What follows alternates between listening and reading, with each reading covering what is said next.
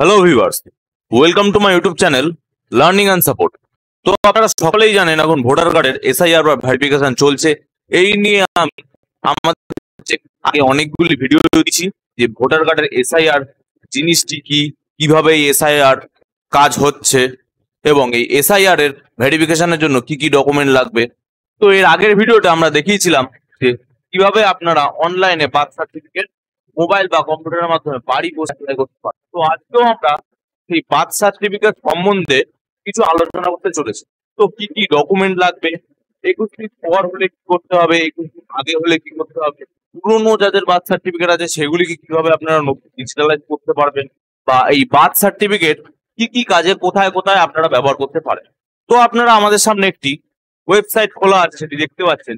সেখানে পশ্চিমবঙ্গে যে বার্থ সার্টিফিকেট আছে তা সম্বন্ধে অনেক কিছু ডিটেলস বলা রয়েছে, সেগুলি আমরা আপনাদের সাথে ক্লিয়ার করে দিতে চলেছি।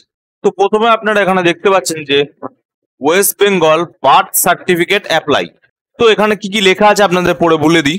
পশ্চিমবঙ্গ সহ গোটা ভারতবর্ষে ডিজিটাল যুগে সমস্ত সরকারি পরিষেবা ধীরে ধীরে অনলাইনের আয়তায় করা হচ্ছে।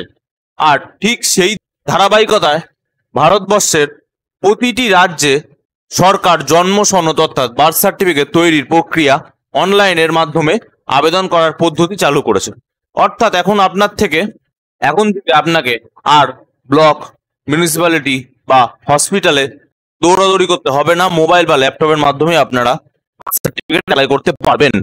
তো এরপর নিচের দিকে চলে এলে আরো কয়েকটি পয়েন্ট আছে, আপনারা দেখতে পাচ্ছেন যে জন্ম সনদ প্রয়োজন কেন, তারপরে আছে কারা আবেদন করতে পারবেন, কি কি কাগজ লাগবে, কিভাবে অনলাইনের জন্ম সনদের আবেদন করবেন এবং কত সময় আপনি পাবেন, এই সমস্ত কিছু নিয়ে আজকের ভিডিওতে আলোচনা করব।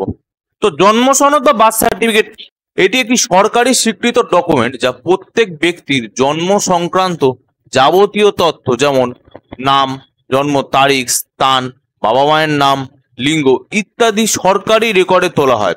এটি নাগরিকত্ব, শিক্ষা, পাসপোর্ট, ব্যাংকিং, চাকরি ইত্যাদি সমস্ত কাজে ব্যবহার করা হয়।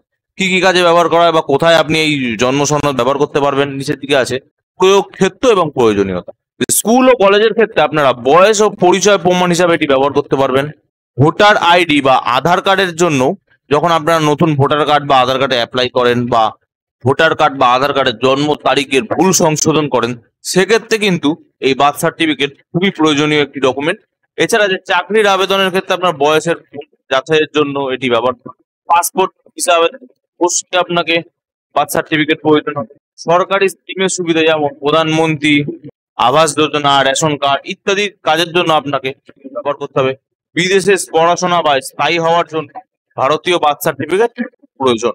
তো এরপরে কি আছে যে সরকারি নিয়ম অনুযায়ী 21 দিনের মধ্যে, আপনারা দেখতে পাচ্ছেন আমি 21 দিনটিকে হাইলাইট করে দিচ্ছি, যে সরকারি নিয়ম অনুযায়ী 21 দিনের মধ্যে রেজিস্ট্রেশন করা বাধ্যতামূলক এবং দেরি হয়ে গেলে অতিরিক্ত ফি বা এফিডেভিট লাগবে। তো আপনাদের এটাকে ক্লিয়ার করে বলে দিই যে যেই ব্যক্তিরা আপনারা বার্থ সার্টিফিকেট আবেদন করছেন বা যে বাচ্চার আপনারা বার্থ সার্টিফিকেট আবেদন করছেন, বাচ্চার বয়স যদি 21 দিন পার হয়ে যায় তাহলে আপনাকে কিছু এক্সট্রা ফি এবং এফিডেভিট জমা দিতে হবে। এছাড়া আরো অন্যান্য ডকুমেন্ট লাগে, যেমন আপনার যদি পঞ্চায়েত এরিয়া হয় আপনার ব্লক বা লোকাল মিউনিসিপ্যালিটি থেকে আপনাকে একটি পারমিশন করাতে হবে, সেই পারমিশনও জমা দিতে হবে। অতিরিক্ত ফিস যেটা আছে 10 টাকা বা 20 টাকার চালান কাটতে হয়, সেটিও জমা দিতে হবে।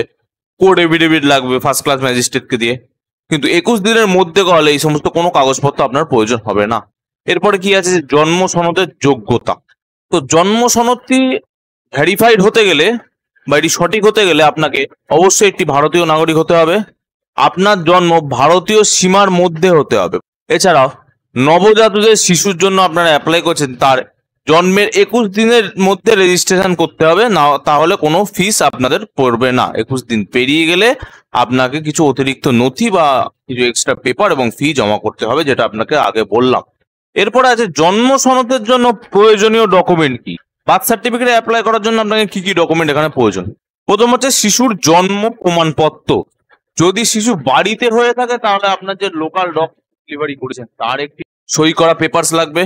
তাছাড়া যদি হাসপাতাল বা নার্সিংহোমে হয়ে থাকে সেক্ষেত্রে ডিসচার্জ সার্টিফিকেট বলে একটি সার্টিফিকেট হয়ে থাকে, আমি আপনাদের সেটি এখানে লিখে দিচ্ছি। এখানে আপনার একটি লেখা দেখতে পাচ্ছেন যে ডিসচার্জ সার্টিফিকেট, সেটি হসপিটাল থেকে বা নার্সিংহোম থেকে দেওয়া হয়, সেটি আবশ্যক। এরপরে আছে মা বা বাবার আধার কার্ড। তো পরিচয় পরীক্ষার জন্য এটি প্রয়োজন যে মা বা বাবার আধার কার্ডে কি অ্যাড্রেস আছে, কি নাম আছে, সেগুলি বার্থ সার্টিফিকেটে প্রিন্ট হবে। এরপরে আছে ভোটার কার্ড বা প্যান কার্ড। মা বাবার অবশ্যই মা বাবারই প্রয়োজন, যদি আধার কার্ড না থাকে আপনারা এখানে ভোটার কার্ড বা প্যান কার্ড ব্যবহার করতে পারেন। এছাড়াও আছে রেশন কার্ড, যে কোন পরিবারের সদস্য সেটি প্রমাণের জন্য রেশন কার্ড প্রয়োজন। ইমেল আইডি এবং মোবাইল নম্বর, এই দুটি আপনারা যোগাযোগ মাধ্যমের জন্য দিতে পারেন, কিন্তু মোবাইল নম্বর খুব ভাইটাল একটি জিনিস, কারণ এটিতে ওটিপি যাবে। মোবাইল নম্বরটি অবশ্যই প্রয়োজন, একটি ওটিপি যাবে, সেটিকে অনলাইন রেজিস্ট্রেশনের সময় সেই ওটিপিটি বলে আপনাদের রেজিস্টার করতে হবে। মেলটা আপনারা ব্যবহার করতেও পারেন, নাও করতে পারেন, এটি জাস্ট একটি যোগাযোগের মাধ্যম। এছাড়া পাসপোর্ট সাইজ ছবি, কিছু কিছু ক্ষেত্রে সেটি প্রয়োজন হয়, কিছু কিছু ক্ষেত্রে সেটি প্রয়োজন হয় না। তো এরপরে আরেকটি উল্লেখ্য বিষয় রয়েছে যে সব নথি স্ক্যান কপি পিডিএফ বা জেপিজি ফরম্যাটে আপলোড করা দরকার, তাই আগে স্ক্যান করতে হবে।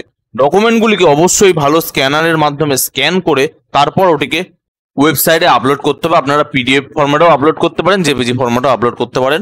এবং কিছু কিছু ডকুমেন্টের কিছু সাইজ দেওয়া থাকে, মানে এত কেবির মধ্যে আপনাকে দিতে হবে বা এত এমবির মধ্যে আপনাকে দিতে হবে, সেই সাইজগুলো আপনাকে মেনটেন করে ফাইল বানাতে হবে। এরপরে আছে জন্ম সনদ আবেদন করার ওয়েবসাইট কি কি আছে। তো এখানে দেওয়া আছে যে জন্ম মৃত্যু রেজিস্ট্রেশনের জন্য ওয়েবসাইট হচ্ছে, প্রথমে একটি ওয়েবসাইট দেওয়া আছে, পরে ই ডিস্ট্রিক্ট ওয়েবসাইটের নামটিও লেখা আছে। এছাড়াও আরেকটি ওয়েবসাইট আছে যেটা হচ্ছে জন্ম মৃত্যু তথ্য। আপনারা যে কোনো ব্রাউজারে সার্চ করবেন জন্ম মৃত্যু তথ্য, যে পোর্টালটি আছে সেই পোর্টালের মাধ্যমে আপনারা অ্যাপ্লাই করতে পারেন। আমি এখানে লিখে দিচ্ছি, ডান দিকে আমি আরো একটি ওয়েবসাইটের নাম লিখে দিয়েছি, জন্ম মৃত্যু তথ্য .wb.gov.in। এই ওয়েবসাইটে গিয়েও আপনারা বার্থ সার্টিফিকেট বা ডেথ সার্টিফিকেট, দুটি একই পোর্টালে কাজ হয়, তার অ্যাপ্লাই করতে পারেন। এছাড়াও সামনে আরো দুটি ওয়েবসাইটের নাম দেওয়া আছে, যে ই ডিস্ট্রিক্ট এবং CRC.org.i, এই দুটি ওয়েবসাইটও আপনারা ব্যবহার করতে পারেন। এরপরে রেজিস্ট্রেশনের ধাপগুলি আপনাদের বলে দিই। প্রথমে আপনাকে এটি সাইন আপ করতে হবে, পাবলিক সাইন আপ যেগুলোকে বলে, সাইন আপ করতে হবে আপনাকে।